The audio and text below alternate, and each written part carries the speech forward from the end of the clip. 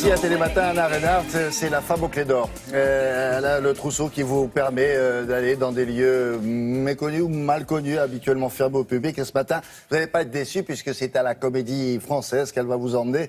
Alors, pas dans le théâtre parce que vous aurez peut-être l'occasion d'y aller, mais dans les coulisses, dans les ateliers, très précisément. Qu'est-ce qui vous a donné l'idée d'aller dans ces ateliers-là? Un très beau livre, William, qui s'appelle Les coulisses de la Comédie Française. Vous ne pouvez pas être plus clair. Qui est sorti aux éditions de La Martinière. C'est très beau, très joliment illustré. Et surtout, ça fait découvrir cette maison qu'on a tous l'impression de connaître par cœur.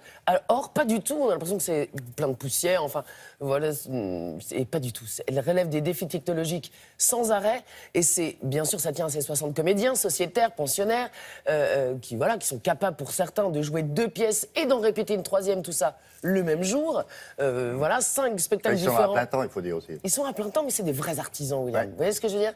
Ils s'améliorent toute leur vie, ils travaillent tous les jours, et je trouve ça... Et ils passent d'univers aussi différents que Visconti avec Les damnés en ce moment, ou Le Misanthrope de Molière, pour assurer la perpétuité du patrimoine français et de ces belles pièces. Mais alors évidemment, tout ça n'est possible que grâce aux 400 personnes derrière les plateaux, qui ne sont pas sous les projecteurs, et qui sont notamment à Sarcelles, dans les ateliers en région parisienne, où tous les décors prennent vie. C'est absolument magnifique. Menuisiers, peintres, serruriers, on passe d'ambiance, de tapissiers.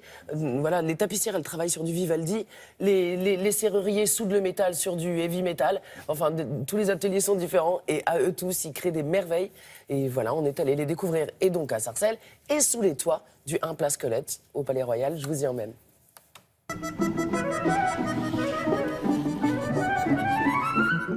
Ici, nous sommes à Sarcelles, dans les ateliers de la Comédie Française. Nous réunissons donc tous les corps de métier qui sont liés à la construction de décors. Bureau d'études, construction menuiserie, serrurerie, décoration, tapisserie et l'équipe de machinistes qui s'occupe de toute la manutention et le stockage du décor. On a une spécificité qui n'existe qu'à la Comédie Française, c'est l'alternance. L'alternance, ça veut dire qu'on répète un spectacle à 14h et on en joue un autre à 20h30. Ce qui veut dire qu'entre 17h et 20h30, on doit démonter le spectacle de répétition et monter le spectacle du soir. Et pour nous, en construction, ça veut dire qu'il faut que l'on prévoie tout pour que ce soit montable et démontable en 1h30. Et ici, on a vraiment des équipes fixes, on travaille toujours avec les mêmes personnes, donc on ne va pas hésiter à faire les choses, notamment les toiles peintes. C'est vraiment une spécificité qu'on aimerait garder le plus possible. Ce qui est étonnant dans les ateliers, c'est qu'on a souvent beaucoup de décors en même temps. Donc on a les décors en cours et on a bien sûr les anciens décors. Donc là on a un bout du Misanthrope, on a un bout de Roméo et Juliette par exemple. Et c'est aussi ce qui donne le charme de celui-là.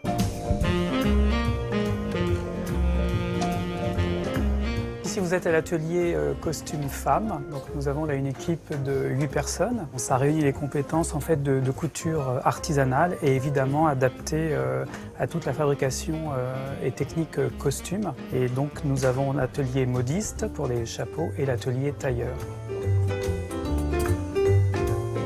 Au départ, en fait, comme ce sont donc des créateurs en général de l'extérieur, on reçoit en fait les maquettes et donc après notre rôle c'est d'interpréter par la coupe la maquette. Donc en fait la coupe c'est de passer en 3D par rapport à la vision du croquis. Et ici on a la chance d'avoir donc une troupe et on a chaque mannequin rembourré aux mesures des comédiennes. C'est de l'artisanat en fait.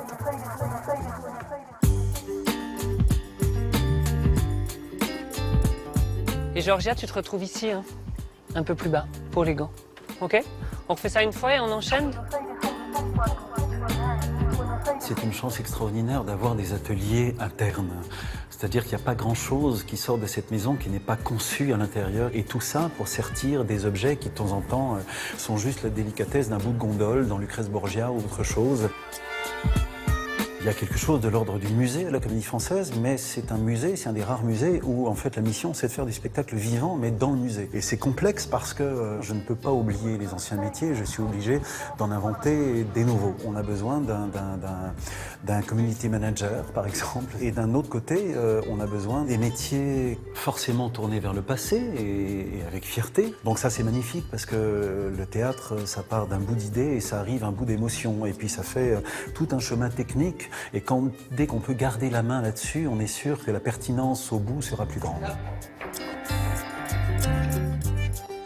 Alors le plus simple, c'est que ce livre-là, que vous lirez peut-être vous donnera envie d'y aller surtout. Oui, si c'est si sûr. vous habitez dans le coin ou si vous passez par là, n'oubliez pas d'aller faire un tour à la Comédie Française. Donc, comment oui. ça s'appelle ce livre? Rappelons-le, le Les voilà. coulisses de la Comédie Française. Et voilà, n'oublions pas que cette semaine seulement, il y a le Misanthrope, Visconti, du Marcel Aimé, du Marivaux. Enfin, il y a tout ce qu'on veut, de tous les styles, tous les textes sont à la Comédie Française.